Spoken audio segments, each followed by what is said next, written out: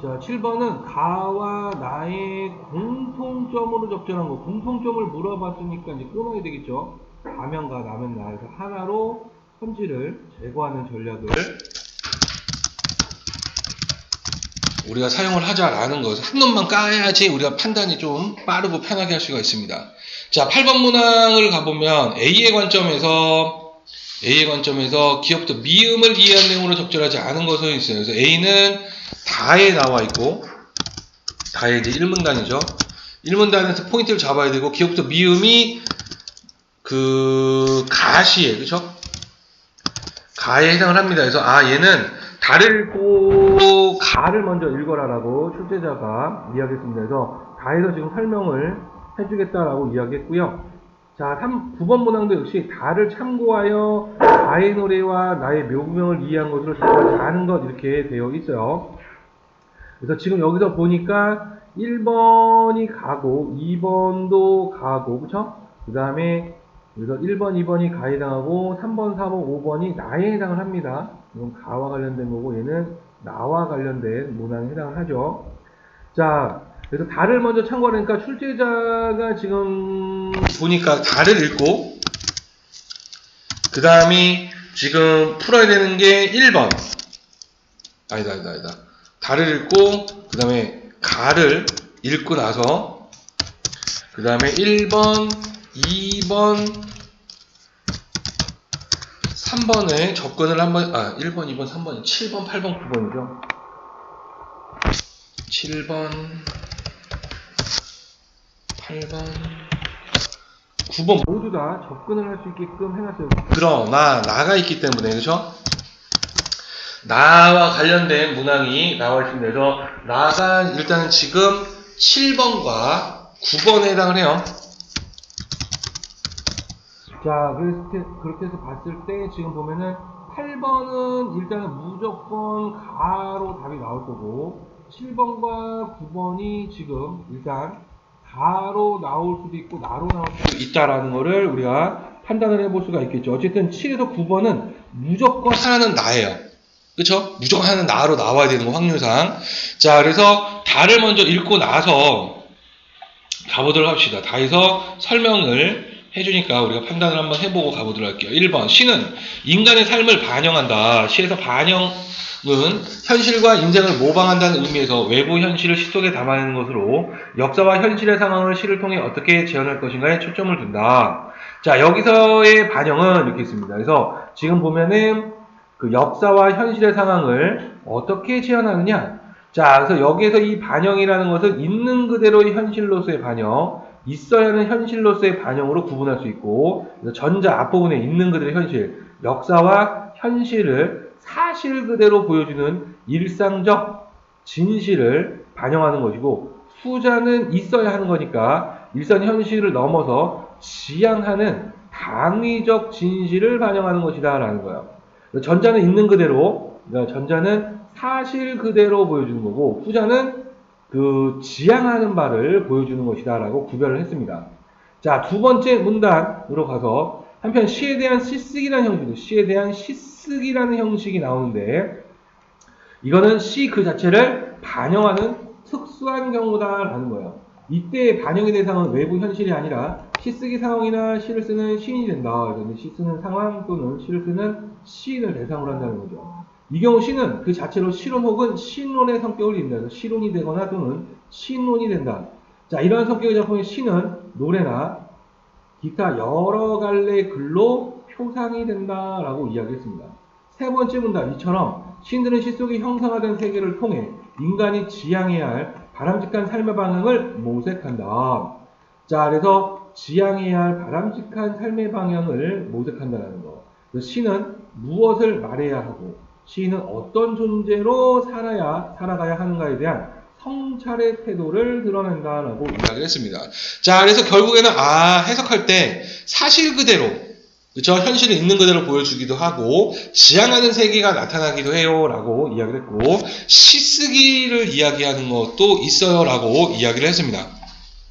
가나하고 구별을 하고 있지 않은 걸 봤을 때 하나는 지금 첫 번째 문단 하나는 두 번째 문단하고 관련이 있다라고 우리가 판단을 해볼 수가 있어요. 그렇죠? 자, 그래서 이게 지금 주제가 두 개니까 가나에 반영이 되어 있구나. 그래서 가를 딱 보니까 이육사 시인이야. 이육사 시인은 역사입니다. 일제강점기라는. 그러니까 A 부분은 이육사 시인의 시를 해석할 때 적용을 하는 거고, 나 시는 김광규라는 이 시는 나를 통해서 두 번째가 포인트가 될 수가 있겠구나라는 거를 알 수가 있다라는 거. 자, 그러면 가시를 먼저 해석을 해보도록 할게요. 그래서 제목이 강 건너간 노래라는 제목입니다. 자, 그래서 지금 핵심이 노래고, 노래가 강을 건너갔다라고 이야기했거든요. 그러면은 일단은 노래는 의인법을 사용한 거고, 이 노래의 의미가 뭔지를 판단을 해야 되겠다라는 거예요. 이 노래가 도대체 어떤 의미를 가지고 있을까라는 거죠. 자, 그래서 내용을 한번 가보면, 헛달에도 보름께, 헛달은 음력 12월이라고 그랬죠. 달 밝은 밤, 앞내간 쨍쨍 얼어조이던 밤에, 자, 이육사 시인에게 앞강이 쨍쨍 어리던 조이던 밤은 바로 암울한 현실을 의미한 일제강점기를 상징한다고 볼 수 있습니다. 내가 부른 노래는 강 건너갔소 있습니다. 자, 그래서 지금 보면은 어쨌든 지금 노래가 이제 처음 등장을 했는데 아직까지는 정보가 없네요. 암울한 현실 속에서 노래가 등장했고, 강 건너 하늘 끝에 사막도 닿은고 내 노래는 제비같이 날아서 갔소. 자, 그래서 지금 보니까 하늘 끝에 사막이 닿은 곳이라는 거야. 이건 매우 고통스러운 곳입니다. 그렇죠? 사막은. 자, 거기에 내 노래가 갔다라는 거예요. 그렇죠? 못 잊을 계집에 집조차 없다기에 가기는 갔지만 이렇습니다. 자, 그래서 지금 못 잊지 못하는 거예요. 계집애를 대상이고, 집조차 없다기에 해서 집을 잃었구나. 그래서 바로 이 계집애는 우리 민족, 나라를 잃은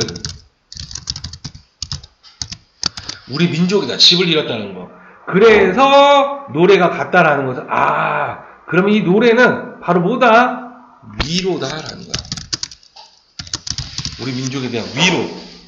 자, 날아갔지만 어린 날개에 지치면 그만 어느 모래불에 떨어져 타서 죽겠죠. 이렇게 하면서 암울한 현실에 대해서, 암울한 미래. 그래서 이야기를 합니다. 내가 위로를 하기는 하지만 그 위로조차도 사라질 수도 있다는 거야. 아주 극심한 암울함을 얘기하죠.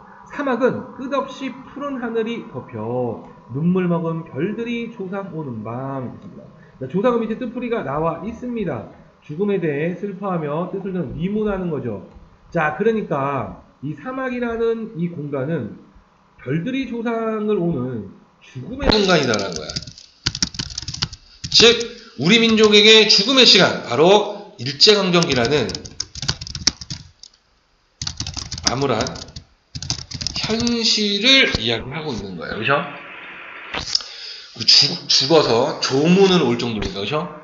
자, 그리고 이제 눈물 먹은이라는 것은 이제 슬픔을 이야기하는 거고, 그래서 그는 연민이죠. 하늘마저도, 별들마저도 연민을 느낄 정도로 너무 암울한 현실이라는 거야. 밤은 옛일을 무지개보다 곱게 짜내나니. 자, 그래서 지금 보면은 긍정적으로 지금 해석을 하고 있습니다. 그래서 밤이라는 것이 지금 보면 부정적인 의미가 아니라 긍정적으로, 그래서 과거의 옛일, 즉 이 옛일은 이육사 시인의 과거일 수도 있지만 바로 노래를 의미할 수도 있죠. 앞부분에서. 그렇죠? 그래서 이 노래를 다시 한번 곱게 짜내는 겁니다. 그래서 한 가락 여기 두고 한 가락 어디맨가, 내가 부른 노래는 그 밤에 강 건너갔어. 자, 암울한 좌절을 극복하고 또다시 보낸다는 겁니다. 끊임없이 힘들고 모래불에 타서 죽을 수도 있겠지만 그래도 나는 연민의 노래를 보내겠다. 우리 민족에 대한 어떤 끝없는 연민을 표현하고 있는 그런 시로 우리가 해석을 해볼 수가 있겠네요.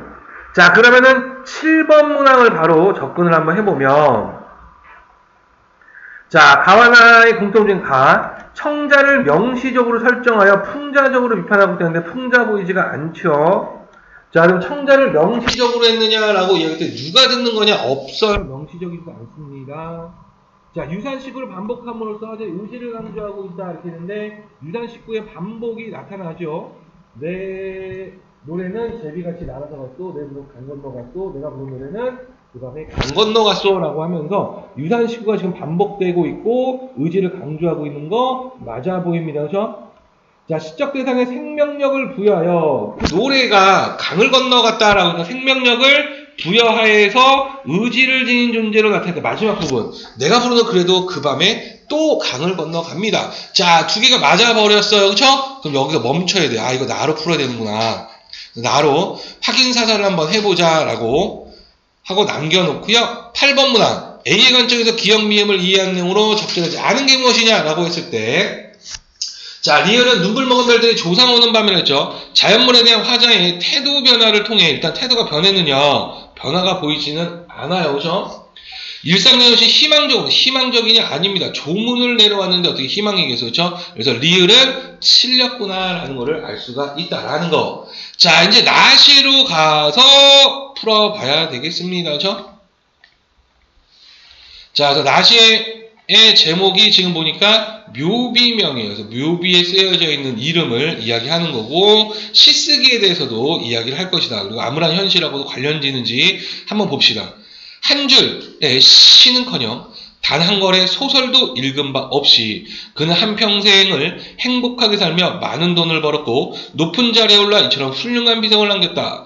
자, 지금 시, 소설은 읽은 바가 없다라는 거죠. 자, 시인에게 이 시와 소설이라는 것은 매우 중요한 가치를 가지죠. 즉 정신적 가치를 이야기하는데 이 묘비명이 쓰이는 거 보니까 돈을 벌고 높은 자리에 올랐다라는 거예요. 그러니까 이거는 세속적 가치를 추구한 거지.